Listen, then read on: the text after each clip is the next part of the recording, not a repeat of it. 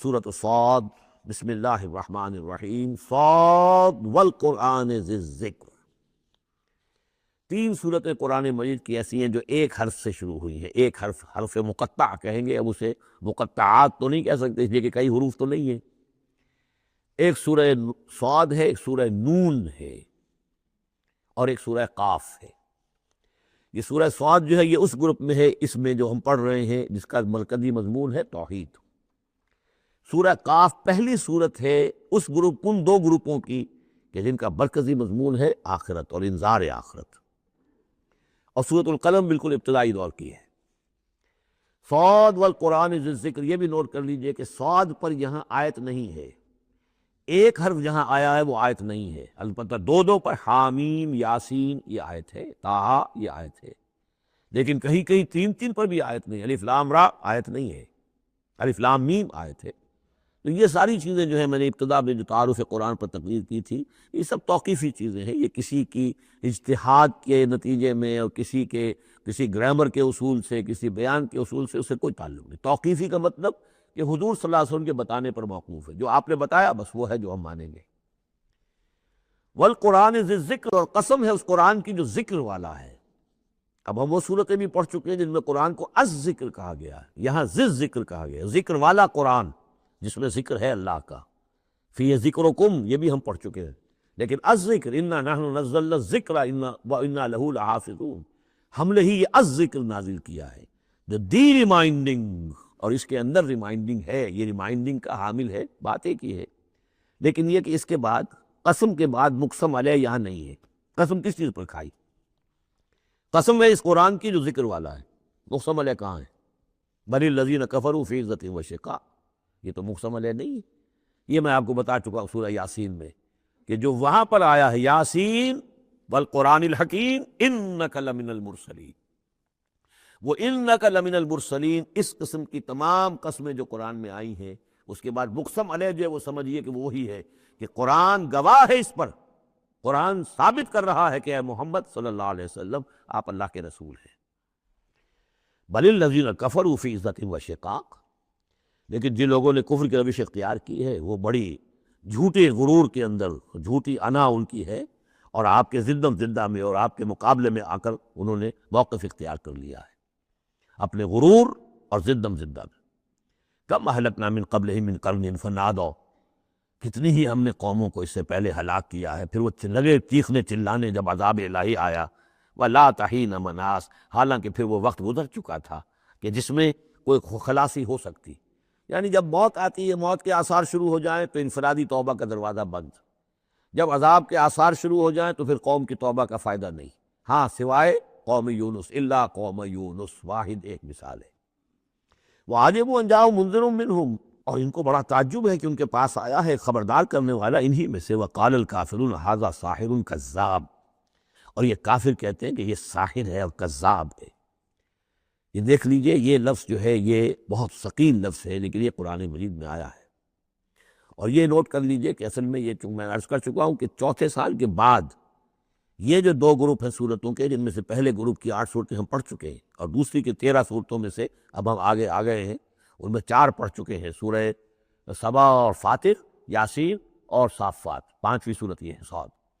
یہ ہے سن 4 سے سن 8 تک کی بالعموم سوائے صافات کے۔ اس کو آپ نے دیکھا کہ 5 رکوعوں میں 182 آیات ہیں، وہ بالکل وہی انداز ہے، چھوٹی چھوٹی صورتیں، رکوع جو ہے 5 ہیں، 182 آیات، ایک رکوع کے اندر 53 آیات بھی ہیں، ایک رکوع کے اندر اس سورہ مبارکہ میں۔ بہرحال تو یہ صورت جو ہے اس وقت کی ہے جبکہ وہ جو کشاکش تھی عرب میں وہ شدت اختیار کر چکی تھی، لہٰذا ان کا اب ان پر جو حملہ حضور پر وہ کر رہے تھے وہ بھی اب شدید ہو چکا تھا۔ ابتدائی دور میں صرف کہا تھا مجنون، معلوم ہوتا ہے کوئی ان کا دماغی توازن ٹھیک نہیں رہا، کسی نے ہمدردانہ بھی کہا کہ معلوم ہوتا ہے کہ کچھ، جیسے ہم بھی کبھی کہتے ہیں کہ کوئی شخص چلہ کشی کرتا تھا، ہم کو خشکی چڑھ گئی ہے، کیا ہو گیا ہے، اس طرح کا معاملہ ہو گیا، یہ جایا کرتے تھے، بیٹھتے تھے وہاں غار حرا میں، پتہ نہیں کوئی آسیب آ گیا ہے یا کیا ہوا ہے۔ تو ہمدردی کے انداز میں بھی عتبہ ابن ربیعہ نے ایک مرتبہ کہا کہ بھتیجے میرے بڑے تعلقات ہیں، بڑے عاملوں سے، کاہنوں سے میں واقف ہوں، واقعتاً آپ مجھے بتائیے اگر آپ کو اس طرح کا مسئلہ ہے تو میں کسی کاہن کو اور کسی عامل کو بلا کر آپ کا علاج کراؤں۔ تو کچھ ہمدردی بھی تھی، کچھ ویسے استہزاء بھی تھا، کچھ تمسخر بھی تھا، لیکن یہ کہ وہ انداز اور تھا. اب جو آ کر انداز ہو گیا، انہیں یہ خطرہ ہو گیا تھا کہ یہ تو بہت شدید ہمارے لیے اب جو صورتحال ہے، یہ تو اب یہ آندھی بن گئی ہے. ہم نے سمجھا تھا مشت غبار ہی ہے، بس یہ ایک ریت کی ایک مٹھی ہے اور کچھ نہیں ہے، یہ تو ایک آندھی بن گئی، جھکڑ بن گیا، لہذا اس کا راستہ روکنا ضروری ہے. تو اب ان کا جو حضور پر ذاتی حملہ ہے وہ بھی سخت ہو گیا ہے. وقال الکافرون ھذا ساحر کذاب، انہوں نے کہا کہ یہ جادوگر ہے، جھوٹا ہے. اجعل الآلہۃ الہا واحدا، دیکھیے یہ ہے اصل مضمون توحید. ان صورتوں کا جو اصل مرکزی مضمون ہے، کیا اس نے تمام آلہہ کو بس ایک الہ بنا دیا، سارے الہ ختم کر دیے، بس ایک اللہ. ان ھذا لشیء عجاب، یہ تو بڑی عجیب بات ہے. وانطلق الملأ منهم ان امشوا واصبروا على آلہتکم ان ھذا لشیء یراد. بڑا نقشہ کھینچ دیا ہے جس کو ورڈ پکچر کہتے ہیں، کہ ایسا نقشہ ہے جیسے کہ حضور کھڑے ہیں، دعوت دے رہے ہیں، اور کچھ لوگ ہیں، مجمع بھی ہے، کچھ ان کے سردار بھی ہیں، وہ سردار بھی سن رہے ہیں، اور یہ سب سن کر کہتے ہیں وانطلق الملأ، خود بھی چل پڑے وہاں سے. وانطلق الملأ منهم، اور لوگوں سے کہا امشوا، جاؤ جاؤ، کہاں کھڑے ہو، کیوں سن رہے ہو، امشوا جاؤ. واصبروا علی آلہتکم، اور جمے رہو اپنے معبودوں کے اوپر. یہ محمد کے کہنے سے اپنے کسی معبود کو ترک نہ کر دینا. وانطلق الملأ منهم وان امشوا واصبروا علی آلہتکم ان ھذا لشیء یراد. یہ تو کوئی خاص مقصد معلوم ہوتا ہے ان کا، ان کی نیت کچھ خراب ہے، یہ کوئی حکومت چاہتے ہیں، شاید کوئی اپنا غلبہ اور اقتدار چاہتے ہیں. یہ بات جو ہے ایسی ویسی نہیں ہے، یقیناً اس کے پیچھے کوئی بڑا مقصد ہے. ان ھذا لشیء یراد، جس کا ارادہ کیا گیا ہے، کوئی اسکیم ہے. ما سمعنا بھذا فی الملۃ الاخرہ، ہم نے تو ایسی بات سنی ہی نہیں. ہمارا پچھلا چلا آ رہا ہے، ہمارا دین چلا آ رہا ہے، ہماری روایات ہیں، ہمارے آباء و اجداد کی باتیں ہیں جو نسل بعد نسل منتقل ہوئی ہیں. یہ بات جو آج یہ کہہ رہے ہیں وہ ہم نے تو سنی نہیں. ان ھذا الا الاختلاق، یہ نہیں ہے مگر گھڑی ہوئی چیز ہے، خلق کی ہوئی چیز ہے. اختلاق باب افتعال خلق سے. انزل علیہ ذکر من بیننا، کیا انہی پر یہ ذکر نازل ہونا تھا ہمارے مابین سے؟ کیا ہمارے اندر کوئی اور نہیں تھا؟ بڑے بڑے چودھری تھے، بڑے بڑے سردار تھے، بڑے بڑے سرمایہ دار تھے. انزل علیہ ذکر من بیننا بل ہم فی شک من ذکری، اصل بات یہ ہے کہ یہ میرے ذکر کے معاملے میں شک میں پڑ گئے ہیں. بل لما یذوقوا عذاب، بس اب تو جب ابھی انہوں نے چونکہ چکھی نہیں ہے میری کوئی مار، اس لیے انہیں شک ہے. ام عندہ خزائن رحمت ربک العزیز الوہاب، کیا ان کے اختیار میں ہے تیرے رب کے خزانے؟ اللہ جو العزیز ہے، وہاب ہے، دینے والا ہے، کیا ان کا اختیار تھا کہ وہ ان سے پوچھ کر دیتا کہ رسالت کس کو دوں، نبی کس کو بناؤں؟ کیا ان کے پاس اس کا اختیار ہے؟ ام عندہم خزائن رحمت ربک العزیز الوہاب ام لہم ملک السماوات والارض وما بینہما فلیرتقوا فی الاسباب، تو کیا ان کے پاس ہے بادشاہی آسمانوں اور زمین کی، اور جو ان کے دونوں کے مابین ہے ان سب کی؟ فلیرتقوا فی الاسباب، تو چاہیے کہ رسیاں تان کر آسمان پر چڑھیں. جند ما ہنالک محذوب من الاحزاب، تو جیسے پہلی بہت سی قومیں ہلاک ہوئی ہیں، ایک یہ قوم بھی معلوم ہوتا ہے کہ اب اپنی ہلاکت کو دعوت دینے پر تل گئی ہے. کذبت قبلہم قوم نوح وعاد وفرعون ذو الاوتاد وثمود وقوم لوط واصحاب الایکۃ اولئک الاحزاب ان کل الا کذب الرسل فحق عقاب. صدق اللہ العظیم. یہ بھی ایک لشکر ہے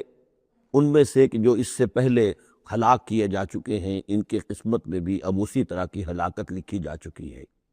اگلی آیتوں میں ذکر ہو رہا ہے جیسے قوم نوح، قوم ہود، اور اسی طریقے سے ذو الاوتاد، فرعون، سمود اور قوم لوط، یہ سب ہلاک ہوئی ہیں. اسی طرح سے اب یہ قریش بھی جو ہے معلوم ہوتا ہے کہ اسی انجام سے دوچار ہونے کا فیصلہ کر چکے ہیں. کذبت قبلہم قوم نوح، جھٹلایا تھا ان سے پہلے قوم نوح نے اور عاد نے، وعاد وفرعون، اور فرعون ذو الاوتاد میخوں والا. کیونکہ ان کا لشکر بہت بڑا تھا، تو جب وہ لاؤ لشکر کے ساتھ چلتے تھے تو بہت سے گھوڑوں پر اور خچروں پر تو صرف وہ جو کھوٹے ہوتے ہیں کہ جن سے کہ خیمے گاڑے جاتے ہیں اس کے لیے، تو وہی لدے ہوئے ہوتے تھے. وثمود، اور قوم سمود، وقوم لوط، اور لوط کی قوم، واصحاب الایکہ، اور یہ قوم شعیب جو بن والے تھے. اولئک الاحزاب، یہ ہیں وہ جماعتیں، یہ ہیں وہ گروہ، یہ ہیں وہ قومیں کہ جو ہلاک ہو چکی ہیں. ان کل الا کذب الرسل، ان سب نے رسولوں کی تکذیب کی. فحق عقاب، تو وہ میرے سزا کے اور میری عقوبت کے مستحق ہو گئے. وما ينظر هؤلاء الا صيحة واحدة ما لها من فواق، اور یہ لوگ بھی اب منتظر نہیں ہیں مگر صرف ایک چنگھاڑ کے، ایک ہی چنگھاڑ ہوگی ہماری طرف سے، ما لہا من فواق، جس میں کوئی وقفہ نہیں ہوگا، یہ ایک مسلسل، آپ دیکھیں کہ اگر کوئی زوردار آواز مسلسل چلے تو یہ انسان کی ہلاکت کا ذریعہ بن جائے گی۔ کبھی کبھی لاؤڈ سپیکر میں خرابی ہوتی ہے اور اس کی گونج پیدا ہوتی ہے، بسا اوقات نماز کے دوران اس کا تجربہ ہوتا ہے، تو جو کیفیت پھر ہو جاتی ہے انسان کی، حالانکہ وہ چند سیکنڈز کی بات ہے، 1-2 منٹ کی بات ہے، لیکن اگر زوردار آواز مسلسل چلے، ویسے بھی آج ہمیں معلوم ہے کہ یہ ساؤنڈ ویوز جو ہوتی ہیں یہ بھی ایک قسم کی انرجی ہے، اور ان ساؤنڈ ویوز کے ذریعے سے بھی اور یہ سارے کا سارا جو نظام ہے درم برم ہو سکتا ہے۔ یہ اگر اتنی زوردار ویوز ہو تو ان سب کو توڑ پھوڑ کر رکھ دیں گے جو کہ مادی یہ اس وقت عالم ہے۔ تو ان وما ينظر هؤلاء، بل اللہ تعالیٰ کو کوئی اور بہت بڑا کوئی کام کرنے کی ضرورت نہیں ہوتی قوموں کو ہلاک کرنے کے لیے، ایک چنگھاڑ، وما ينظر هؤلاء الا صيحة واحدة ما لها من فواق، لیکن وہ رکے گی نہیں، بیچ میں دم نہیں لے گی، مسلسل۔ وقالوا ربنا عجل لنا قطنا قبل يوم الحساب، اور وہ کہہ رہے ہیں، اور یہ وہ استہزان کہا کرتے تھے کہ پروردگار یہ جو محمد کہہ رہا ہے صلی اللہ علیہ وسلم کہ ہمارا کوئی حساب کتاب ہونا ہے، تو جو ہماری بیلنس شیٹ ہے وہ ہمیں ابھی دے دے، یوم الحساب سے پہلے ہمیں تو ابھی وہ ہمارا بتا دے کہ کیا ہماری بیلنس شیٹ ہے۔ قطنا، چٹھی ہماری، پچھلے زمانے میں جو چٹھے بنتے تھے، کاروبار کا سالانہ چٹھا بنتا ہے کہ یہ آمد، یہ خرچ اور یہ بچت، ربنا عجل لنا، جلدی دے دے ہمیں، لنا قطنا، ہماری چٹھی، ہمارا کریڈٹ اور ڈیبٹ بیلنس جو ہے بیلنس شیٹ دے دے، قبل یوم الحساب، اس یوم الحساب سے پہلے۔ اصبر علی ما یقولون، اے محمد صلی اللہ علیہ وسلم آپ صبر کیجئے جو کچھ یہ کہہ رہے ہیں۔ وذکر عبدنا داود، اور آپ تو ذرا تذکرہ کیجئے داود کا، ہمارے بندے داود کا، ذل عید، جو بڑی قوت والا تھا، انہ اواب، اور ساتھ ہی وہ بہت ہی رجوع کرنے والا تھا اللہ کی جناب میں۔ انا سخرنا الجبال معہ، ہم نے تو اس کے ساتھ پہاڑوں کو مسخر کر دیا تھا، یسبحن بالعشی والاشراق، جو اس کے ساتھ ہی تسبیح کرتے تھے اس کی آواز میں آواز ملا کر، شام کو بھی اور صبح کے وقت بھی۔ والطیر معشورا، اور پرندے بھی کہ جو جمع کر دیے جاتے تھے یہ ان کے ساتھ مل کر حمد کے ترانے الاپتے تھے۔ کل لہ اواب، یہ سب کے سب اللہ کی طرف رجوع کرتے تھے، یا یہ کہ یہ سب کے سب رجوع کرتے تھے حضرت داؤد کی طرف، اور پھر داؤد جو ہیں وہ گویا کہ ان سب کے ساتھ اللہ کی جناب میں رجوع کرتے تھے۔ وَشَدَدْنَا مُلْكَهُ وَآتَيْنَاهُ الْحِكْمَةَ وَفَصْلَ الْخِطَابِ، اور ہم نے اس کی جو حکومت تھی اسے خوب مضبوط کیا تھا، اور ہم نے اسے حکمت عطا کی تھی اور فصل الخطاب بھی عطا کیا تھا، یعنی فیصلہ کن بات کہنے کی صلاحیت، ایسی بات کہی جائے جس سے کہ لوگ سب مطمئن ہو جائیں کہ ہاں یہ بات ٹھیک ہے، فیصلہ کن بات ہو، دو ٹوک ہو، اور یہ کہ سب کے لیے موجب اطمینان ہو۔ وَهَلْ أَتَاكَ نَبَأُ الْخَصْمِ، اب یہ جو 3-4 واقعات اس صورت میں آ رہے ہیں یہ مشکلات القرآن میں سے ہیں۔ اس کی وجہ یہ ہے کہ یہ ہیں واقعات، لیکن ان کی یہاں پہ صرف اشارے کنائے میں قرآن نے تذکرہ کیا ہے۔ ان کی تفصیل کے لیے اگر ہم رجوع کرتے ہیں تورات کی طرف تو وہاں ہمیں کچھ قصے ایسے ملتے ہیں کہ جو انبیاء کی شان سے پوری طرح مطابقت نہیں رکھتے، لہذا ایک بہت ہی یوں سمجھیے کہ ایک ہمارے لیے شش و پنج کا مسئلہ ہے کہ مفسرین واقعہ تو اس طرح کا ہے، معلوم ہوتا ہے کہ کہیں کو خطا ہوئی ہے اور ہو جاتا ہے، آخر نبی اور رسول جو ہے وہ بھی سب اللہ کے بندے تھے، اور اللہ تعالیٰ کی طرف سے خصوصی حفاظت ان کی ہوتی تھی، وہ معصوم ہوتے تھے بئی معنی، یہ نہیں کہ ان کے اندر کوئی غلطی کا رجحان ہی کبھی پیدا نہیں ہو سکتا تھا، وہ تو اگر یہ رجحان ہی پیدا نہ ہوتا تو فرشتے ہوتے، پھر وہ انسان نہ رہتے، جب تک وہ انسان تھے تو اس رجحان کے پیدا ہونے کی نفی ہم نہیں کر سکتے، لیکن یہ کہ اللہ انہیں بچا لیتا تھا، روک لیتا تھا۔ تو وقت کے اوپر بچا لینا، روک لینا، جیسے حضور کے بارے میں آتا ہے کہ آپ اپنی وہ نوجوانی کے دور میں حضور فرماتے کہ 2 مرتبہ میں نے ارادہ کیا کہ وہ جو میلے ہوتے تھے جہاں پر کچھ وہ قصے کہانیاں ہوتی تھیں، وہاں پر فوش گوئی بھی ہوتی تھی، شاعر جو ہے وہ ایسے ایسے اپنے قصیدے سناتے تھے، اپنے معاشقوں کی تفاصیل بیان کرتے تھے، تو 2 مرتبہ حضور کہتے ہیں میں نے ارادہ کیا کہ میں بھی ان میں جاؤں، دیکھوں کیا ہوتا ہے، وہاں پہ میں بھی شریک ہوں، لیکن دونوں مرتبہ یہ ہوا کہ فاصلے پر ہوتا ہوگا، ظاہر بات ہے کہ عین مکے میں تو نہیں تھا وہ، تو جیسے عکاس کا بازار جو ہے وہ ذرا فاصلے پر لگتا تھا، تو راستے ہی میں کہیں تھوڑی دیر آرام کرنے کے لیے بیٹھے ہیں اور نیند آ گئی ہے، ساری رات سوتے رہے، صبح آنکھ کھلی ہے، تو اللہ تعالیٰ نے بچا لیا کہ وہاں جانے کی شکل ہی پیدا نہیں ہوئی، حالانکہ ابھی نبوت آپ کو، یعنی ویسے تو نبی پیدائشی نبی ہوتے ہیں، نبوت تو حضور فرماتے ہیں کہ مجھے مل چکی تھی جبکہ ابھی آدم کی روح جو ہے وہ ان کے جسد میں پھونکی نہیں گئی تھی، والآدم بین الروح والجسد، تو عالم ارواح میں بھی نبی کی روح جو ہے وہ تو اتنی اسی امتیازی شان کے ساتھ تھی، لیکن یہ کہ نبوت کا ظہور ہوا ہے جب آپ کی عمر 40 برس کی ہوئی ہے، لیکن اس سے پہلے بھی بچپن میں بھی اور لڑکپن میں بھی، اور اس کے بعد آگے جو ہے جوانی اور نوجوانی میں بھی اللہ پوری طرح حفاظت کرتا ہے۔ لیکن حفاظت کا مطلب یہی ہے کہ کوئی غلط بات کا ارادہ اگر پیدا ہو بھی جائے کسی وجہ سے، تو اللہ تعالیٰ ایسے انتظامات کر دیتا ہے کہ اس کی تکمیل کی نوبت نہیں آتی۔ اب یہ جو ایک واقعہ ہوا ہے حضرت داؤد علیہ السلام کا، اس کے پیچھے جو قصہ بیان کیا گیا ہے جو تورات میں ہے، وہ تو یہ ہے کہ ان کی بہت سی بیویاں تھیں۔ یہ جو تعدد ازدواج 4 کی پابندی تو حضور کی شریعت میں آ کر ہوئی ہے، ورنہ اس سے پہلے تو آپ کو معلوم ہے بادشاہ لوگ جو ہوتے تھے ان کے حرم ہوتے تھے بڑے بڑے، تو حضرت داؤد علیہ السلام کا بھی بڑا حرم تھا، بیویاں تھیں بہت سی۔ لیکن اسی اثناء میں انہیں کسی اور عورت کے بارے میں ان کے دل میں خیال پیدا ہو گیا، رغبت ہوئی، اس سے وہ شادی کرنے کی خواہش پیدا ہوئی، اور وہ کسی شخص کی کے نکاح میں تھی۔ اس خیال کا دل میں آنا جو ہے بس اس کے اوپر ٹوکنے کے لیے کہ تم کیا سوچ رہے ہو، یہ غلط بات سوچ رہے ہو، اللہ تعالیٰ نے ایک شکل پیدا کر دی۔ وَهَلْ أَتَاكَ نَبَأُ الْخَصْمِ، اور کیا تمہارے پاس آ چکی ہے 2 دعوے داروں کی خبر، یعنی کچھ لوگ آئے تھے جن کا ایک مقدمہ تھا، ان کی خبر۔ استصوروا المحراب، جبکہ انہوں نے دیوار پھلانگ کر محراب میں، حجرے میں جہاں حضرت داؤد علیہ السلام اللہ کی عبادت میں یاد میں مشغول تھے، وہاں پہنچ گئے۔ پہرے داروں وغیرہ سے سب سے بچ کر فصیل کو یا دیوار جو تھی اس کو پھلانگ کر آ گئے۔ اس دخلوا علی داؤد، اب جب وہ تنہا اللہ کی یاد میں تھے، انہوں نے دیکھا اللہ داؤد نے یہ 2 اشخاص آ گئے ہیں، ففزع منہم، تو وہ ڈرے ان سے کہ پتہ نہیں کس نیت سے آئے، کس ارادے سے آئے ہیں، 2 انسان ہیں۔ قالوا لا تخف، ان کا کہ آپ ڈرے نہیں، خصمان بغا بعضنا علی بعض، ہم 2 ہیں ایک دوسرے کے مقابلے کے فریق۔ خصم کہتے ہیں جو ایک دوسرے کے بالمقابل ہوں، مخالف، ہم 2 مخالف ہیں، بغا بعضنا علی بعض، ہم میں سے کسی نے دوسرے پر زیادتی کی ہے۔ فاحکم بیننا بالحق، تو ہمارے مابین حق کے ساتھ فیصلہ کیجیے۔ ولا تشتت، اور دیکھیے اسے ٹالیے نہیں، آپ کہیں کہ کل آنا پرسوں آنا، یہ نہیں، یہ معاملہ ہمارا بڑا ایمرجنسی والا ہے، فوری طور پر ہم چاہتے ہیں کہ آپ ہمیں بتائیں۔ وَاهْدِنَا إِلَىٰ سَوَاءِ الصِّرَاطِ، اور سوائے الصراط، اور ہمیں پھر ہدایت دیجیے سیدھے راستے کی طرف کہ کیا کون سی شکل بہتر ہے، کون سا راستہ صحیح ہے۔ إِنَّ هَٰذَا أَخِي، اب یہ جو مدعی تھا وہ کہہ رہا ہے یہ میرا بھائی ہے، لَهُ 99 نَعْجَةً، اس کے پاس 99 دمبیاں ہیں، یعنی اس کا جو ہے بہت بڑا جو ہے ریوڑ ہے اس کے پاس۔ وَلِيَّ نَعْجَةٌ وَاحِدَةٌ، میری ایک ہی دمبی ہے۔ اصل میں اس تورات کے واقعے کو اگر ہم سمجھیں تو اس کا مطلب یہ ہے کہ ایک شخص کے پاس 99 بیویاں ہیں، میرے پاس صرف ایک بیوی ہے۔ فقال اکفلنیہا، اب وہ کہہ رہا ہے کہ یہ بھی مجھے دے دے۔ وعزنی فی الخطاب، اور اس نے مجھے دبا لیا ہے، یعنی دباؤ ڈال رہا ہے مجھ پر، پریشرائز کر رہا ہے، جو گفتگو کرتا ہے تو بڑے زوردار انداز میں کرتا ہے۔ قال لقد ظلمک بسؤال ناجتک الی نعاجہ، حضرت داؤد نے فوراً کہا کہ یہ تو بڑی ظلم کی بات ہے،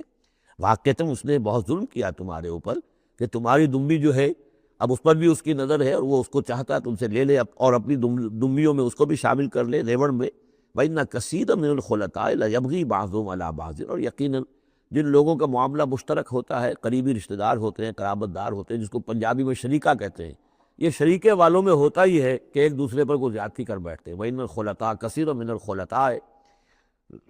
لَيَبْغِي بَعْضُهُمْ عَلَىٰ بَعْضٍ، کوئی ایک دوسرے پر زیادتی کر بیٹھتے ہیں، إِلَّا الَّذِينَ آمَنُوا وَعَمِلُوا الصَّالِحَاتِ، سوائے ان کے کہ جو صاحب ایمان ہو اور نیک عمل والے ہو۔ وَقَلِيلٌ مَّا هُمْ، اور ایسے لوگ بہرحال کم ہوتے ہیں، زیادہ تعداد میں نہیں ہوتے۔ وَظَنَّ داؤد أَنَّمَا فَتَنَّاهُ، اس پر اچانک خیال آیا داؤد کو کہ یہ تو اصل میں سارا معاملہ جو ہے اللہ تعالیٰ نے مجھے آزمایا ہے، اللہ تعالیٰ نے در حقیقت مجھے متنبع کرنے کے لیے یہ ساری صورتحال جو پیدا فرمائی ہے۔ انہیں اپنے اس خیال کے اوپر پھر جو تنبع ہوا، فاستغفر ربہ، تو انہوں نے استغفار کیا اپنے رب سے، وخر راکعا واناب، اور وہ گر پڑے سجدے کے اندر، رکوع کہہ دیجئے، سجدہ کہہ لیجئے، راکعا گر پڑا جھک کر، اور رجوع ہوا، اس نے اللہ تعالیٰ کی طرف اپنے آپ کو پوری طریقے سے متوجہ کر لیا۔ یہ آیت سجدہ ہے۔ یہ جو بھی اسرائیلی روایت اس سلسلے میں آئی ہے، اس کے ضمن میں حضرت عبداللہ ابن عباس رضی اللہ تعالیٰ عنہ کا ایک اثر بھی موجود ہے اسی نوعیت کا، یعنی ان کا قول بھی موجود ہے۔ اب یہ نہیں کہا جا سکتا کہ وہ مرفوع انہوں نے سنا ہو حضور سے، یا یہ کہ وہ صرف جو ہے روایت انہوں نے یہود سے سنی ہو اور اسی کو بیان کر دیا ہو، واللہ عالم۔ لیکن میں یہ سمجھتا ہوں کہ یہ چیز جیسے کہ ہم پڑھ چکے ہیں اس سے پہلے سورہ احزاب میں، حضور سے کہا گیا کہ اب آپ مزید شادی نہیں کریں گے، وَلَوْ أَعْجَبَكَ حُسْنُهُنَّ، وہاں پر بھی کوئی پردہ تو نہیں ڈالا گیا۔ ہو سکتا ہے کہ کوئی خاتون جو ہے آپ کی طبیعت میں آمادگی پیدا ہو جائے کہ آپ اس سے نکاح کریں، لیکن اب آپ خواہ وہ آپ کو پسند بھی آ جائے، لیکن آپ اب نکاح نہیں کریں گے۔ تو یہ جو انسانی تقاضے ہیں ظاہر بات ہے کہ انبیاء کا معاملہ جو ہے جیسے کہ میں نے عرض کیا بشریت تو ان کے ساتھ ہوتی ہے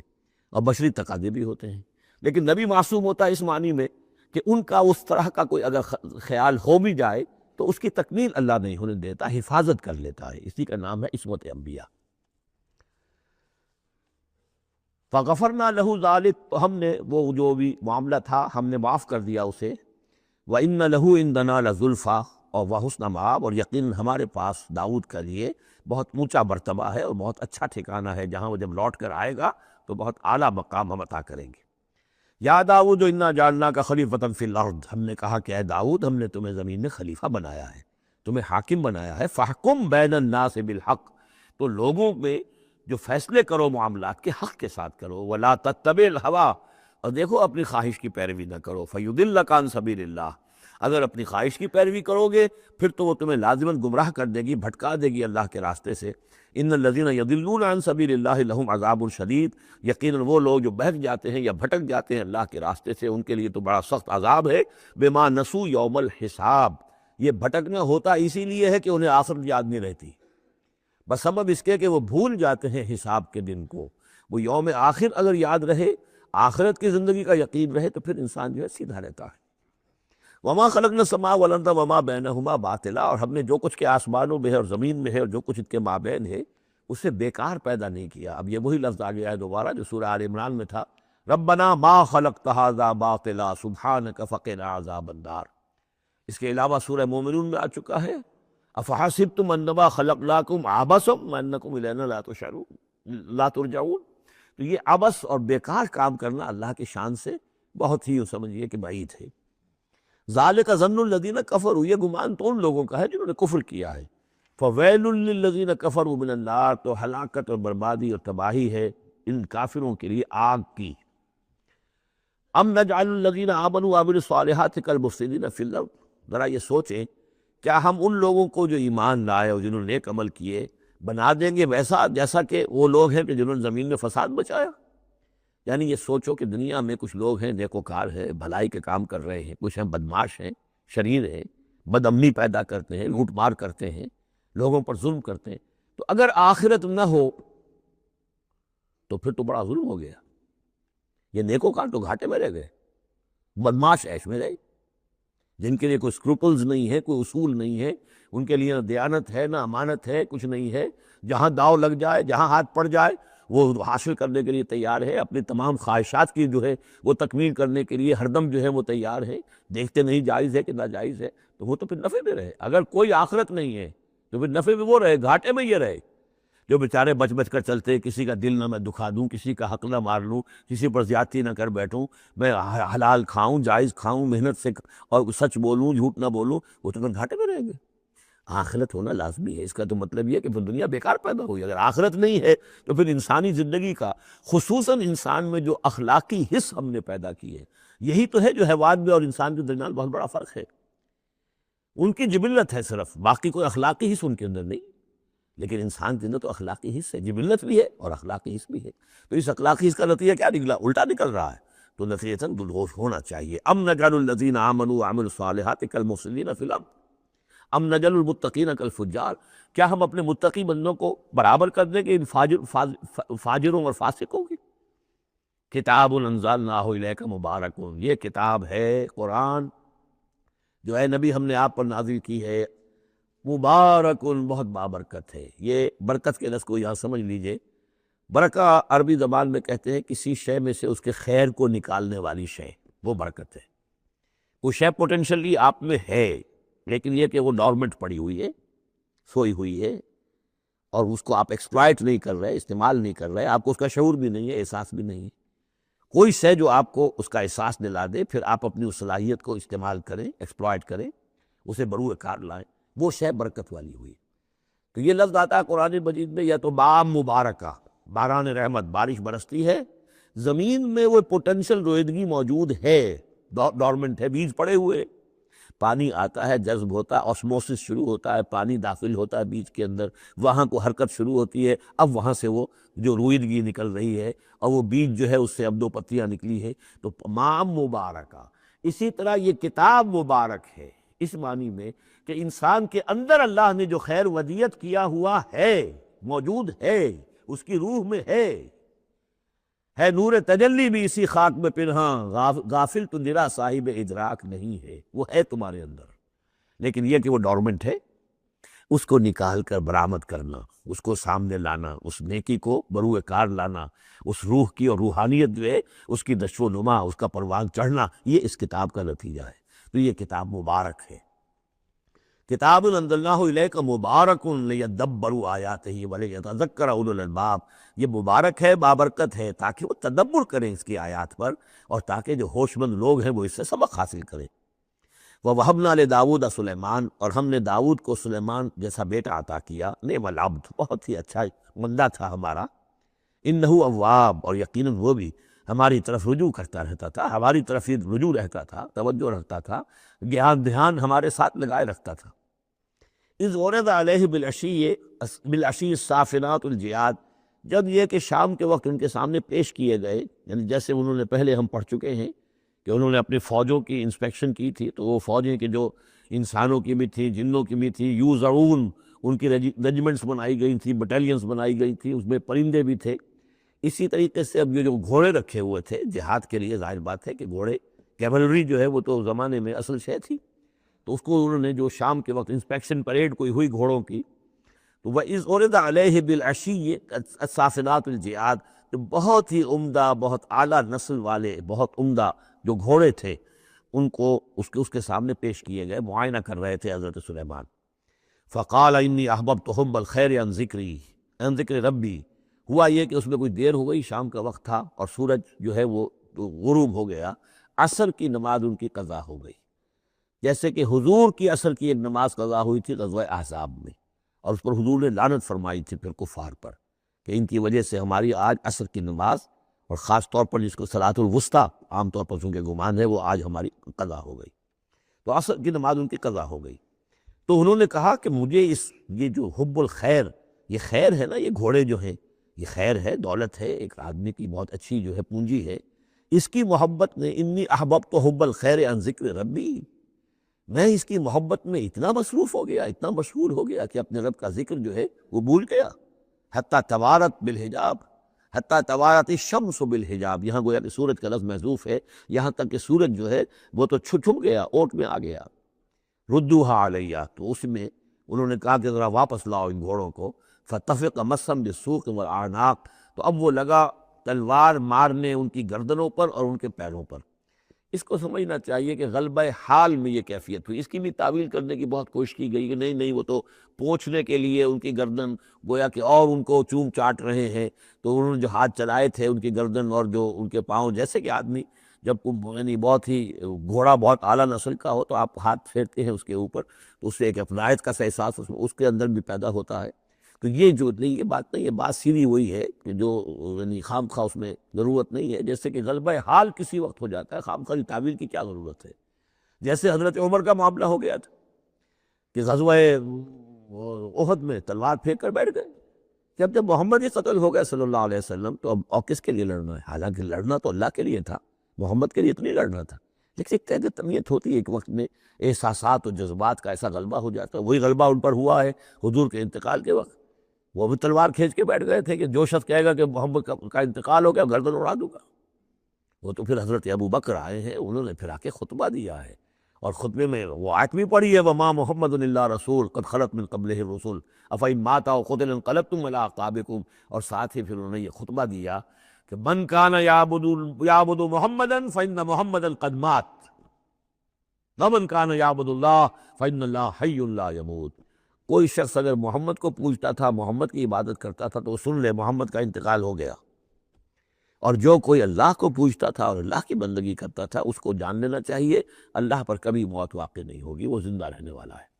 تو یہ غلبہ حال کی ایک کیفیت ہے کہ اسی کیفیت میں کہ میری یہ نماز جو ہے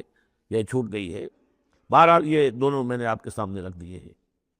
وَلَقَدْ فَتَنَّا سُلَيْمَانَ وَأَلْقَيْنَا عَلَىٰ كُرْسِيِّهِ جَسَدًا ثُمَّ أَنَابَ، اس معاملے میں تو ایک جو ہے یعنی مرفوع حدیث موجود ہے جس کا کہ اب ذکر ہو رہا ہے یہاں پر، حضرت سلیمان سے ایک اور بھی ایک موقع پر اسی طریقے کا کہ خطا کہہ دیجئے، جیسے کہ خطا حضور سے ہو گئی تھی، سورہ کہف میں ہم پڑھ چکے ہیں کہ جب سوال کیا گیا بتائیے کون ہیں اصحاب کہف، کون تھے، ان کا واقعہ کیا ہے، اور وہ ذوالقرنین کون؟ آپ کہتے ٹھیک ہے میں کل بتا دوں گا، اس لیے کہ روزانہ حضرت جبرائیل آتے تھے، میں پوچھ لوں گا اور مجھے جواب مل جائے گا، میں تمہیں دے دوں گا۔ لیکن کئی دن تک حضرت جبرائیل نہیں آئے۔ اب پھر دیکھیے کہ آپ کی جان جو ہے وہ ضیق میں آ گئی کہ نہیں آ گئی؟ لوگوں نے تالیاں پیٹ دی، بس چھٹی گم ہو گئی، کہاں ہے اب تمہاری وہ وحی، اور کہاں تمہارے پاس وہ دریائے علم؟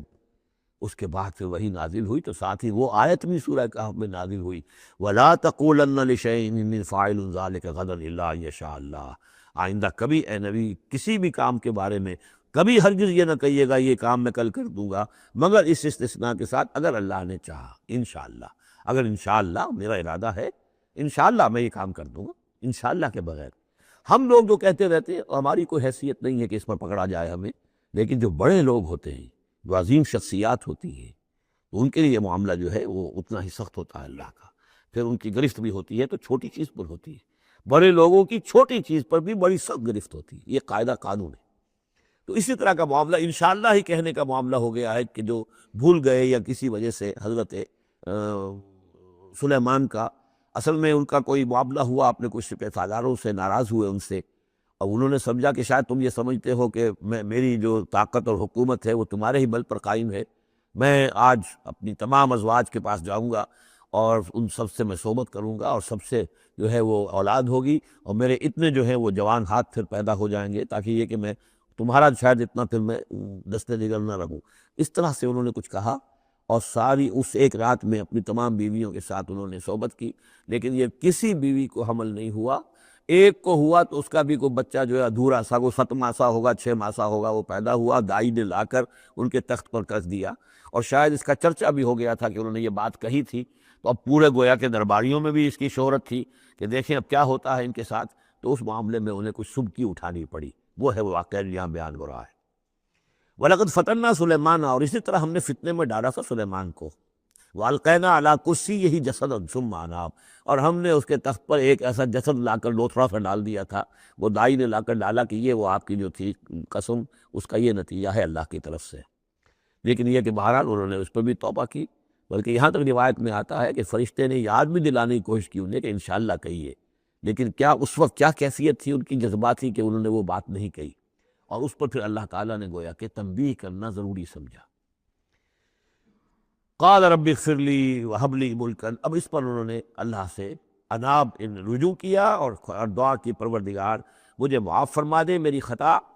وہب لی ملکا لا ينبغی لأحد من بعدی، اور مجھے ایسی حکومت عطا فرما، تیرا جو مجھ پر کرم ہے اور میرے والد پر جو کرم تو نے کیا، جو ہم دونوں پر احسانات کیے ہیں، یہ دعا ہم پڑھ چکے ہیں، رب اوزعنی ان اشکر نعمتک التی انعمت علی وعلی والدی وان اعمل صالحا، یہ حضرت سلیمان کی دعا پہلے آ چکی ہے۔ وَهَبْ لِي مُلْكًا لَا يَنبَغِي لِأَحَدٍ مِّن بَعْدِي، مجھے ایسی حکومت عطا فرما کہ جو میرے بعد کسی اور کے لیے ممکن نہ ہو۔ اور یہ واقعہ ہے کہ ان کی جو حکومت تھی وہ جنات پر بھی تھی، ان کی حکومت ہوا پر بھی تھی،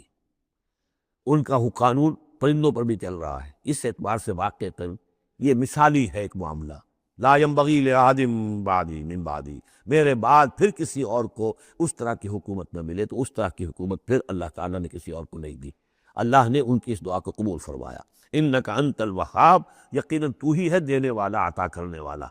فسخرنا لہ الریح تجری بامرہ رخاء حیث اصاب، تو ہم نے ہوا کو بھی اس کے لیے مسخر کر دیا، اس کے حکم پر وہ چلتی تھی، اس کے حکم سے چلتی تھی بڑی ہی نرمی اور آہستگی کے ساتھ، جہاں بھی وہ پہنچنا چاہتا تھا، یعنی ہوا کی ڈائریکشن بھی ان کے اختیار میں، اور وہ ہوا جو ہے پھر ان کے سفینوں کو لے کر سمندروں کے اندر بھی جدھر وہ جانا چاہتے تھے وہ آرام کے ساتھ لے کر جاتی تھی۔ وَشَيَاطِينَ كُلَّ بَنَّاءٍ وَغَوَّاصٍ، اور ہم نے مسخر کر دیے تھے اس کے لیے وہ شیاطین یعنی جنات، کل بنائن جو سب کے سب بنانے والے تھے، عمارتوں کے بنا، بنا کہتے معمار کو، بنا حسن البنا شہید رحمۃ اللہ علیہ، ان کا خاندانی پیشہ جو ہے وہ تعمیر، وہ معمار خاندان سے تھے، اور عربوں میں کوئی اس میں آر نہیں ہوتا۔ آپ سعودی عرب میں جائیں گے سقا، وہاں پہ کوئی صاحب ہوں گے جن کے جد امجد جو ہیں وہ حرم کے اندر کہیں پانی پلاتے تھے لوگوں کو، ساقی کے کام کر، سقا، وہ اپنے نام کے ساتھ سقا لکھتے ہیں، انہیں کوئی وہ نہیں۔ خمباز نان بائی خاندان چلا آ رہا ہے، خمبازوں کا خاندان نان بائی ہے، تو کام کے اندر تو پیشے میں عیب نہیں رکھیے نہ فرحات کو نام، سیدھی سی بات ہے۔ تو وہ بنا وہ ان کے لیے تھے معمار وغواص اور غوطہ خور، غوطہ کرنے والے، سمندروں میں غوطہ لگا کر اور وہاں سے موتی وغیرہ نکالنے والے، وآخرین مقررین فی الاسفاد، جو لوگ تو رہتے تھے، اور کچھ اور قوم ہوتی تھی کہ جو جکڑی ہوئی زنجیروں میں، یہ جنات کی طاقت جو ہے، ایک نفری وہ ہوتی تھی جو رکھی رہتی تھی کہ جہاں ایمرجنسی میں ضرورت ہو تو پھر ان کو وہاں سے استعمال کیا جائے۔ ھذا عطاؤنا، اور ہم نے ان سے کہہ دیا تھا اے سلیمان یہ ہماری عطا ہے تمہارے لیے، فمنن او امسک، چاہو تو یہ تقسیم کرو لوگوں کے اندر، لوگوں پر احسان بھی کرو، اور چاہو تو اپنے پاس رکھو بغیر حساب۔ بہرحال ہم نے اس پر حساب کوئی نہیں رکھا، ہم تم سے اس پر کوئی حساب نہیں لیں گے۔ وَإِنَّ لَهُ عِندَنَا لَزُلْفَىٰ وَحُسْنَ مَآبٍ، اور یقیناً اس کے لیے ہمارے پاس بہت اونچا رتبہ بھی ہے اور بہت عمدہ ٹھکانہ بھی ہے، جب وہ لوٹ کر آئیں گے تو ان کو وہاں پر بہت عمدہ ٹھکانہ ملے گا۔ وَاذْكُرْ عَبْدَنَا أَيُّوبَ إِذْ نَادَىٰ رَبَّهُ أَنِّي مَسَّنِيَ الشَّيْطَانُ بِنُصْبٍ وَعَذَابٍ، اور ذرا یاد کیجئے، ذکر کیجئے حضرت ایوب کا علیہ السلام، ہمارا بندہ ایوب، اس نے پکارا اپنے رب کو، انی مسنی الشیطان بنصب وعذاب، کہ شیطان نے مجھے چھوت لگا دی ہے، بڑی تکلیف اور ایذا اور تکلیف، اور اس کی بیماری تھی، جلدی کوئی بیماری تھی جس کی وجہ سے سارا جسم جو ہے گل گیا تھا، اور اس درجے اس میں کوئی تعفن بھی تھا، کیڑے بھی پڑ گئے تھے کہ ان کی اہلیہ، بیوی، بچے ایک وقت تک تو انہوں نے خدمت کی جب تک کی، پھر بعد میں آ کر سب ہمت ہار کر ان کو چھوڑ کر چلے گئے تھے۔ تو گویا کہ اس قسم و پرسی کے عالم میں پھر انہوں نے یہ دعا کی، تو اللہ تعالیٰ نے فرمایا کہ ارکض برجلک، ذرا اپنا پاؤں مارو زمین پر، ھذا مغتسل، یہ اب تمہارے اس ایڑی کے جو زور سے جو چشمہ ہم نے نکال بہایا ہے، یہ تمہارے نہانے کے لیے ہے، بارد و شراب، ٹھنڈا ہے اور پینے کے لیے بھی ہے۔ تو شاید جس کو ہم کہتے ہیں گندھک کا کوئی چشمہ نکل آیا ہو، جو کہ جلدی امراض کے لیے چشمے ہوتے ہیں جہاں جاتے ہیں لوگ، جلدی امراض کے لوگ جا کر وہاں جا کر نہاتے ہیں تو اس سے شفا ہوتی ہے، تو اللہ نے اس کے اندر وہ شفا ان کے لیے رکھ دی، وہ ٹھیک ہو گئے۔ وَوَهَبْنَا لَهُ أَهْلَهُ وَمِثْلَهُم مَّعَهُمْ، اب پھر ان کی اولاد بھی اور ان کی اہل و عیال سب واپس بھی آ گئے، اور یہ کہ مزید بھی ہم نے انہیں اور اہل و عیال عطا کیے، مِثْلَهُم مَّعَهُمْ رحمتاً منا، یہ سب ہماری جانب سے رحمت کا مظہر تھا، اور ذکرہ اور یاد دہانی اور نصیحت لِأُولِي الْأَلْبَاب، ہوش مند لوگوں کے لیے۔ وَخْفِضْ بِيَدِكَ رِزْقًا، کسی موقع پر اپنی بیوی سے ناراض ہو کر ان کہا تھا کہ میں تمہیں 100 کوڑے لگاؤں گا یا 100 تمہیں ماروں گا کمچیاں، تو غصے میں آ کر اب وہ قسم کھا لی اس کے اوپر، لیکن یہ کہ اب جب ٹھیک ہو گئے، بیوی بھی آ گئی، اب کیا کریں، اس قسم توڑیں یا اس قسم کا کیا شکل کریں، تو اللہ نے اس کے لیے بھی انہیں ایک شکل بتا دی کہ سیکوں کا ایک تھبا لے لو، جیسے جھاڑواں ہوتی تھی پرانے زمانے میں، تو اس میں وہ 100 اگر سیکے ہیں تو وہ لے لو، خذ بیدک ضغثا، تم لے لو اپنے ہاتھ میں سیکوں کا ایک مٹھا، فاضرب بہ، اور اس سے ایک ضرب لگا دو، ولا تحنث، اس سے یہ کہ تمہاری وہ قسم ٹوٹے گی نہیں، وہ 100 وہ جو ہے کمچیاں ایک ہی مرتبہ لگ جائیں گی۔ انا وجدناہ صابرا، ہم نے اسے اپنا صبر کرنے والا بندہ پایا، نعم العبد، کیا ہی عمدہ وہ اچھا بندہ تھا ہمارا، انہ اواب، یقیناً وہ بھی ہماری طرف رجوع کرنے والا انسان تھا۔ واذکر عبادنا ابراہیم و اسحاق و یعقوب اولی الایدی والابصار، اور تذکرہ فرمائیے ہمارے بندوں ابراہیم کا اور اسحاق کا اور یعقوب کا، وہ بھی تھے بڑے ہاتھوں والے، یعنی بڑے ان کے یعنی قوتوں والے، والابصار، اور آنکھوں والے، مشاہدہ بھی، غور و فکر بھی، ہاتھوں والے بھی، طاقت والے بھی۔ انا اخلصناہم بخالصۃ ذکر الدار، ہم نے ان سب کو خالص کر لیا تھا ایک خالص شے کے لیے۔ ایک خالص شے کون سی ہے؟ آخرت کے گھر کی یاد دہانی، یعنی وہ لوگوں کو ہمیشہ متوجہ کرتے رہتے تھے کہ اصل زندگی آخرت کی زندگی ہے۔ انا اخلصناہم بخالصۃ، ایک خالص شے کے لیے ہم نے انہیں خالص کر لیا تھا، یعنی ان کی زندگی میں اب ایک ہی، جیسا کہ میں نے بارہا عرض کیا ہے کہ جو اللہ کا بندہ اس مقام پر پہنچ جائے،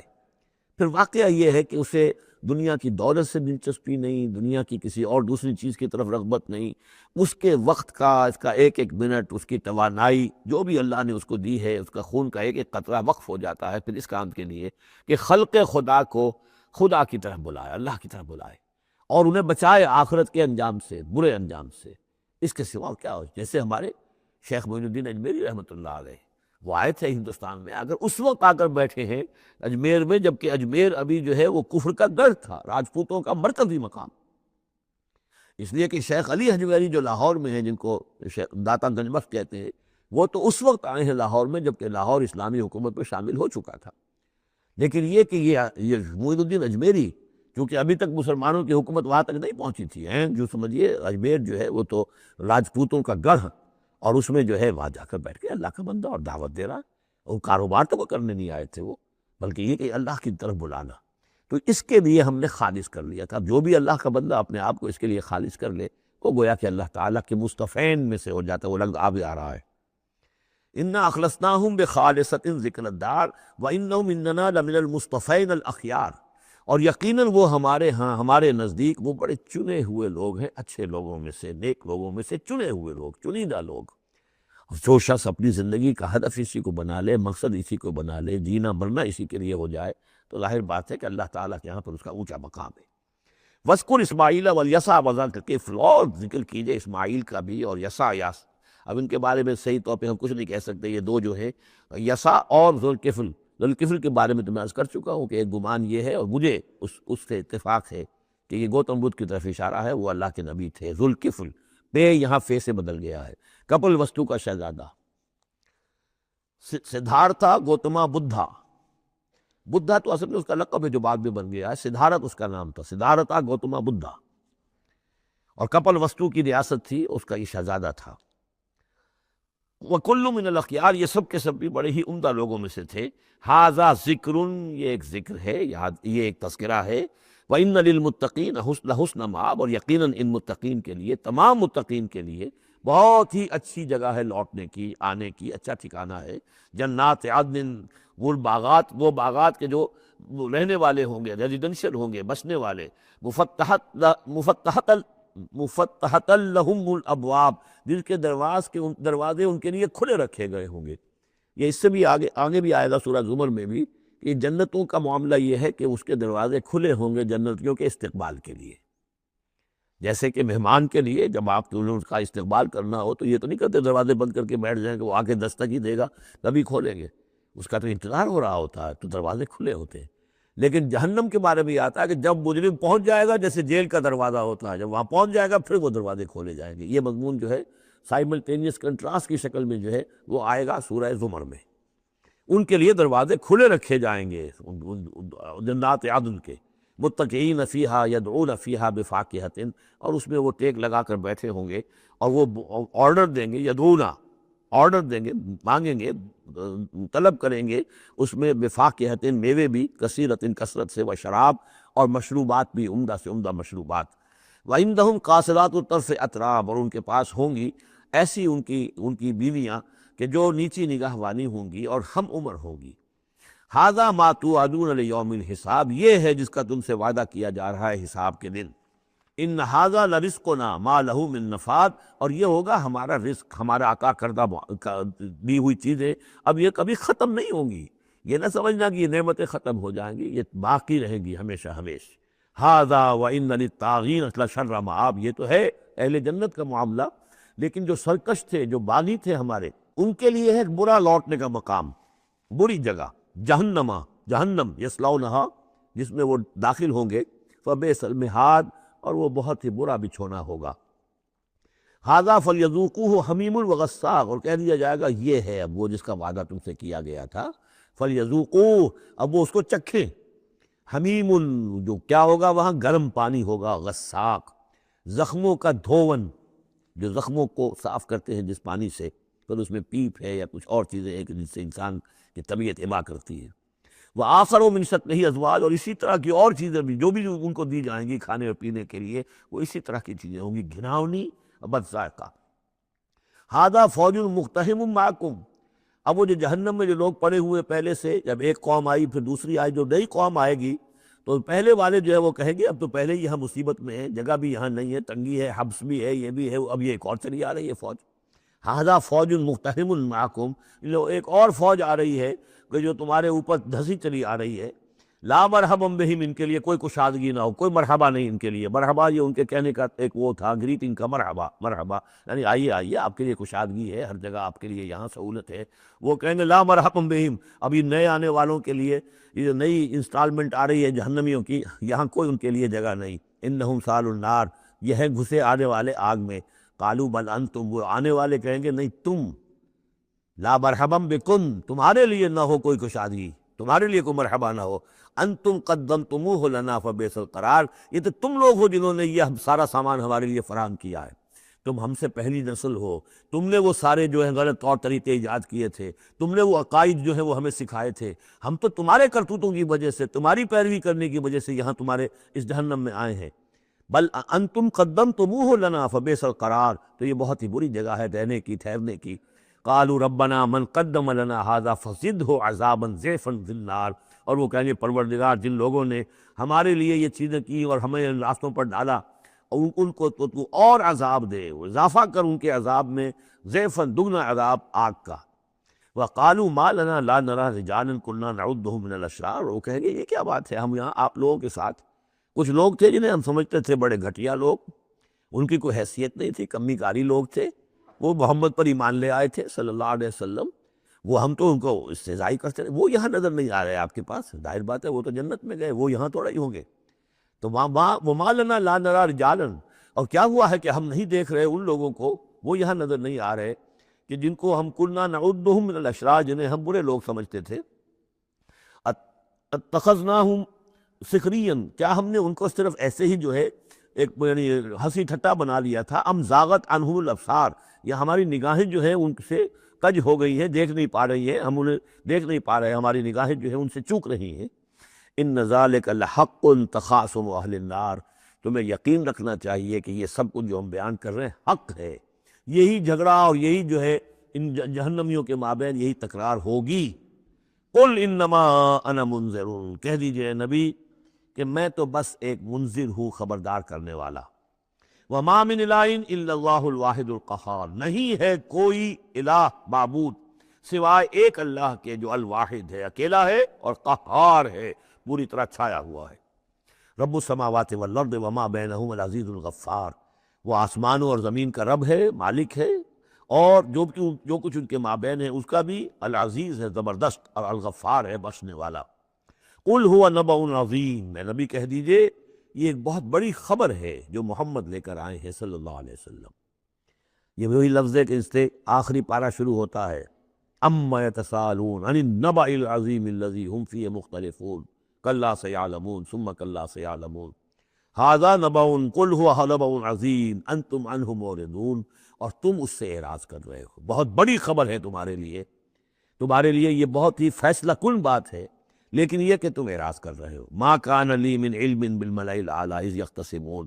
اور مجھے کچھ معلوم نہیں ہے کہ ملأ اعلیٰ میں کیا اختلافات ہو رہے ہیں۔ یہ لفظ نوٹ کر لیجئے، اس کا ذکر سورہ زمر میں بھی آئے گا کہ فرشتوں کی آراء بھی مختلف ہوتی ہیں، اور وہ بھی کسی کی رائے ہوگی کہ اب عذاب بھیج دیا جانا چاہیے، کوئی سوچتا ہوگا کہ نہیں ابھی اور تاخیر ہونی چاہیے، تو اس طرح سے آپس میں کچھ گفتگو کرتے ہیں۔ ہوتا وہ ہے جو آخری فیصلہ اللہ کرتا ہے، لیکن ظاہر بات ہے کہ وہ بھی عاقل ہستیاں ہیں، تو ان کا بھی ان کے ہاں جو ہے وہ کوئی آراء ہوتی ہے، تو آراء کے اندر کبھی کبھی اختلاف بھی ہو جاتا ہے۔ ما کان لی من علم بالملأ الاعلی، میرے پاس کوئی علم نہیں ہے ملأ اعلیٰ میں فرشتے جو ہیں وہ کس کس چیز میں اختلاف کر رہے ہیں۔ اذ یوحی الی ان یوحی الی الا انما انا نذیر مبین، مجھے تو بس یہ میری طرف وحی کیا گیا ہے کہ میں ہوں صرف واضح طور پر خبردار کر دینے والا۔ اذ قال ربک للملائکۃ انی خالق بشرا من طین، اب مصحف میں یہ آخری اور 7ویں مرتبہ یہ قصہ ابلیس و آدم آ رہا ہے،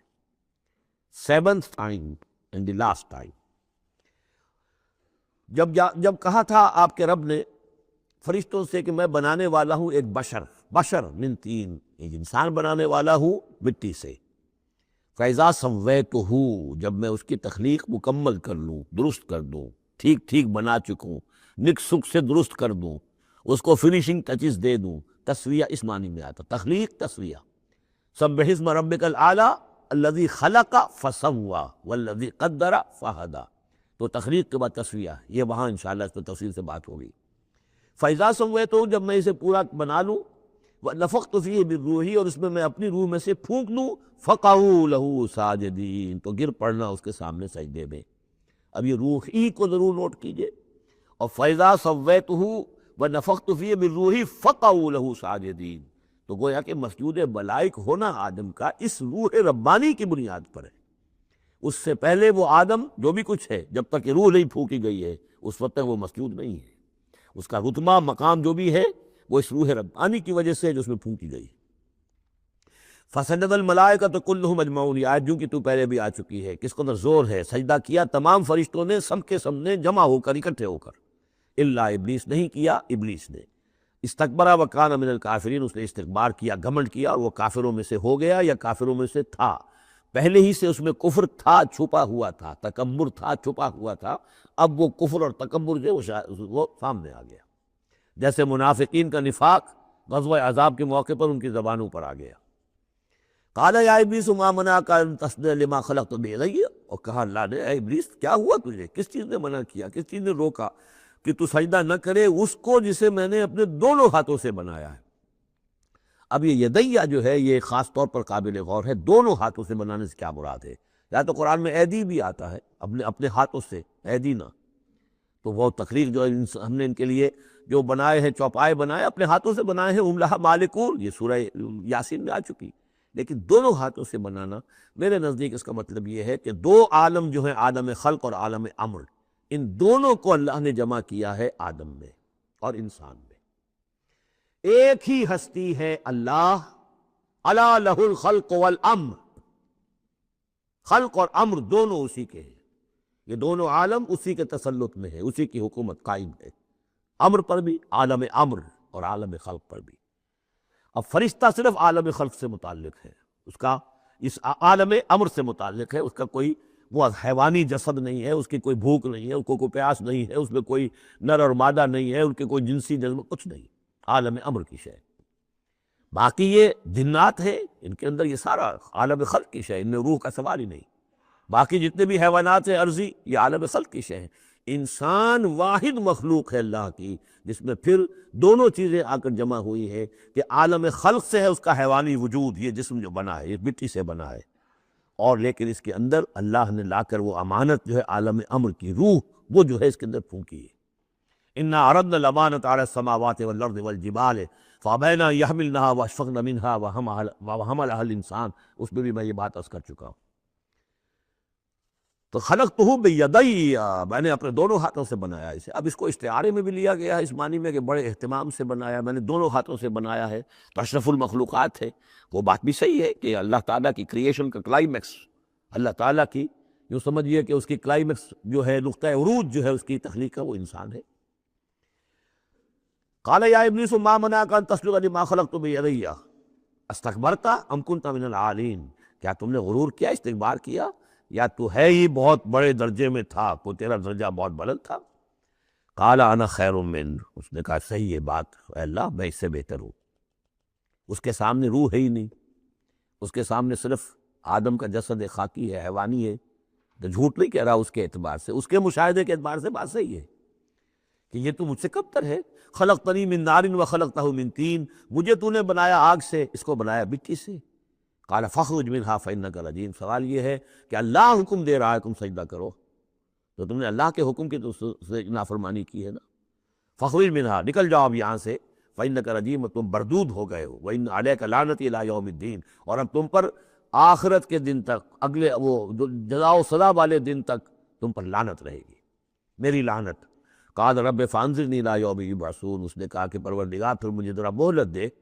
اس دن تک جب کہ یہ دوبارہ اٹھائے جائیں گے، آدم اور اس کی نسل پوری کی پوری۔ قال فإنک من المنظرین، اللہ تعالیٰ نے اسی یعنی استحقار کے انداز بس ٹھیک ہے جاؤ، تمہیں یہ دی گئی مہلت جو تم نے مانگا ہے، گرانٹڈ۔ الی یوم الوقت المعلوم، اس وقت کے دن تک جو معلوم ہے، طے شدہ ہے، یوم یبعثون جب آنا ہے اس وقت تک کے لیے تمہیں مہلت دے دی گئی۔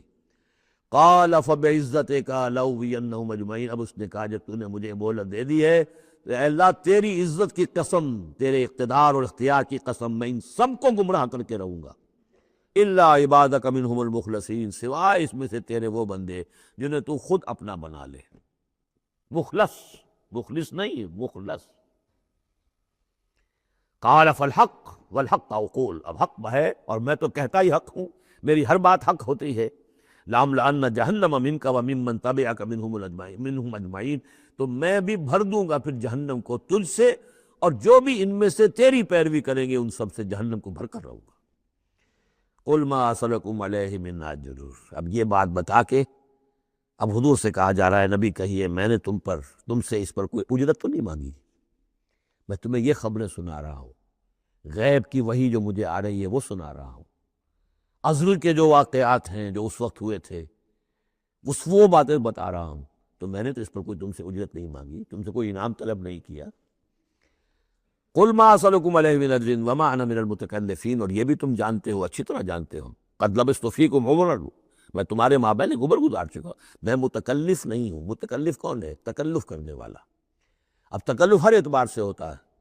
ایک جیسے ہم جسے کہتے ہیں ایک شاعر ہوتا ہے فطری شاعر، اور ایک متشاعر ہوتا ہے۔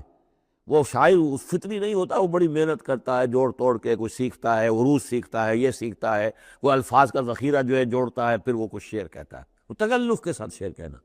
ایک ہے جسے آپ کہتے ہیں آمد، اور ایک وہ ہے کہ آورد، وہی محنت سے مشقت سے کوئی آپ نے کمپوز کیا ہے۔ تو میری زندگی میں تم نے تکلف کا کوئی شائبہ دیکھا ہی نہیں آج تک۔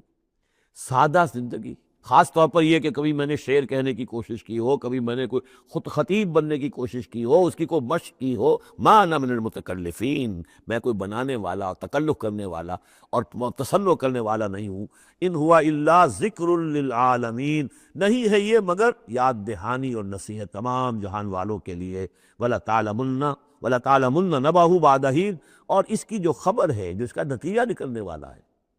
جیسے سورۃ الطارق میں فرمایا انہ لقول فصل وما هو بالهزل، یہ فیصلہ کل بات بن کر آیا ہے قرآن۔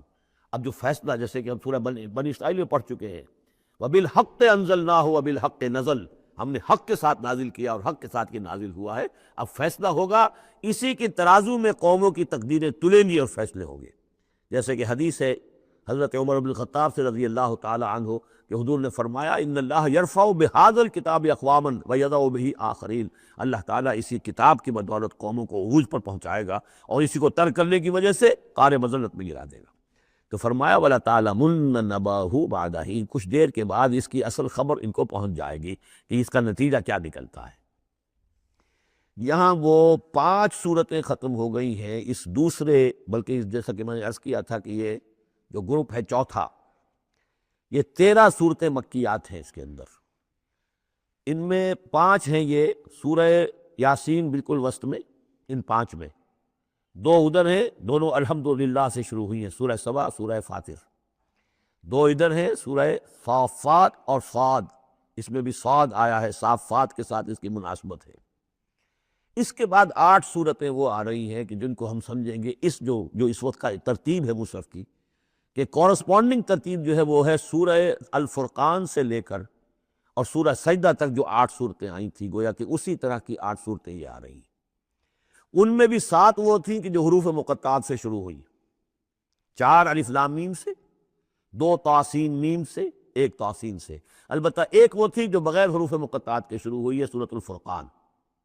یہاں بھی یہ ایک سورت جو شروع ہو رہی ہے سورہ زمر، یہ بغیر حروف مقطعات کے ہے، باقی 7 صورتیں جو ہیں حامیم حامیم حامیم حامیم، ان میں سے ایک جو ہے وہ حامیم عین سین قاف، لیکن حامیم کا سلسلہ چلے گا۔ یہ 7 صورتیں در حقیقت ایک سیکوینس میں ہیں، اور لیکن یہ بھی ہے معنوی طور پر یہ بھی اسی میں شامل ہے۔ اور ان میں سے اب یہ سمجھ لیجئے کہ جو پہلی 4 صورتیں ہیں، ان کا مرکزی مضمون ہے توحید عملی۔ ایک ہے توحید عقیدے کی توحید، اللہ کو ایک ماننا اکیلا، لا ضد لہ ولا ند لہ ولا مثل لہ ولا مثال لہ ولا مثیل لہ، اس کے جیسا کوئی نہیں ہے، نہ صفات کے اعتبار سے، نہ ذات میں، کوئی اس کا کفو نہیں ہے، لم یلد ولم یولد، یہ سب کیا ہے؟ یہ عقیدہ ہے۔ ایک ہے عمل کی توحید، توحید عملی، وہ کیا ہے؟ عمل کی توحید کیا ہے؟ توحید فی العلم، عمل، اور جس کو کہ امام ابن تیمیہ رحمۃ اللہ علیہ نے ایک اور بڑی خوبصورت اصطلاح استعمال کی ہے، توحید فی الطلب، توحید فی العقیدہ اور توحید فی الطلب۔ وہ طلب جو ہم پڑھ چکے ہیں سورہ حج میں، ضعف الطالب والمطلوب، یہ طالب و مطلوب کا جو ریلیشن شپ ہے، ہر انسان کا کوئی نہ کوئی مطلوب ہے، کوئی آئیڈیل ہے، کوئی آدرش ہے، کسی کے لیے وہ جی رہا ہے، کسی مقصد کے لیے۔ ایک انسانوں کی عظیم اکثریت ہے جو حیوانی سطح پر زندگی گزار رہے ہیں، جن کا کوئی مقصد زندگی ہے ہی نہیں۔ انسٹنکٹس، جیسے کہ حیوانات ہیں، پیٹ میں بھوک لگی ہے وہ کھائے گا، ادھر ادھر منہ مارے گا، اسی طریقے سے اس کا جنسی جذبہ، اس کا ایک نظام ہے، اس کے تحت ہی ہوتا ہے۔ اس میں جنسی جذبہ اس طرح کا بھی نہیں ہے کہ بعض انسان جو ہے وہ سور بن جاتے ہیں جنسی اعتبار سے، وہ نہیں، ان کا ایک نظام ہے، بس انسٹنکٹ کے تحت ہے چل رہا۔ تو تو جو لوگ صرف کسی پر کھانا پینا اور بچے پیدا کرنا، ان کو پال دینا، اگر یہ کام کر رہے ہیں، کوئی ان کی زندگی میں مقصد ہے ہی نہیں، تو وہ نرے حیوان ہے، انسان ہے ہی نہیں۔ اولئک کالانعام بل ھم اضل، وہ چوپایوں کے مانند ہے، بلکہ ان سے بھی گئے گزرے۔ انسان کہلانے کا مستحق کم سے کم وہ شخص ہے جس نے زندگی میں کوئی نہ کوئی مقصد معین کیا۔ کس لیے جینا ہے، کس لیے مرنا ہے، زندگی کائے کے لیے؟ وہ مقصد تو کیا ہے؟ اصل میں تو کیا تھا؟ اپنے رب کو چاہو، اس سے محبت کرو، اس کو مطلوب بناؤ، تمہارا مطلوب صرف اللہ ہو، لا مطلوب الا اللہ، لا مقصود الا اللہ، لا محبوب الا اللہ۔ یہ تھا جس کے لیے تمہیں جینا تھا، اسی کے لیے تمہیں مرنا تھا۔ ان صلاتی و نسکی و محیای و مماتی للہ رب العالمین۔ جس شخص کی یہ توحید نہیں ہے، وہ عقیدے کی توحید لیے پھرے، عمل میں مشرک ہے، شرک فی العمل، جس کا تذکرہ پہلے بھی ہو چکا ہے، لیکن ان صورتوں میں اب ایک بڑے سیکوینس کے ساتھ آئے گی بات۔ ویسے وہ آیت ہم پڑھ چکے ہیں، ارأیت من اتخذ الہہ ہواہ افانت تکون علیہ وکیلا۔ اے نبی، آپ نے اس شخص کو دیکھا جس نے اپنی خواہش نفس کو اپنا معبود بنا لیا، تو کیا آپ ایسے شخص کی ذمہ داری لیں گے؟ وہ کہتا تو ہے اپنے آپ کو میں موحد ہوں، اپنی خواہشات نفس، اپنے نفس کے کسی مطالبے کو پورا کر رہا ہے۔ یہ دیکھے بغیر کہ اللہ نے اس کو حلال کیا یا حرام کیا ہے، تو اس کا معبود تو اس کا نفس ہے، اللہ کہاں ہے؟ ہاں، اللہ کے لیے بھی جا کے نماز پڑھ لیتا ہے، لیکن دوسری طرف وہ نفس کو اپنا معبود بنا کر شرک کر رہا ہے۔ کہتا ہے لا الہ الا اللہ، تعویذ وہ اس کے جو ہے باقاعدہ تسبیح کر رہا ہے، ضربے لگا رہا ہے، جبکہ اس کا معبود اس کا نفس ہے۔ اسی طریقے سے حدیث میں آیا تعیس عبد الدینار و عبد الدرہم، ہلاک ہو جائے یا ہلاک ہو گیا درہم و دینار کا بندہ۔ نام عبد الرحمن ہے، حقیقت میں عبد الدینار ہے، اس لیے کہ دینار کے لیے حلال و حرام کی ساری اس نے تقسیم ختم کر دی ہے۔ ڈالر آئے، پیٹرول ڈالر آئے، کچھ اور آئے، دولت آئے، چاہے حلال سے آئے، حرام سے آئے، جائز سے آئے، ناجائز سے آئے، یہ تو پھر معبود کون ہوا؟ دولت۔ ہندو میں اور آپ میں فرق کیا ہے؟ ہندو نے دولت کی دیوی بھی بنا کر ایک رکھ لی ہے،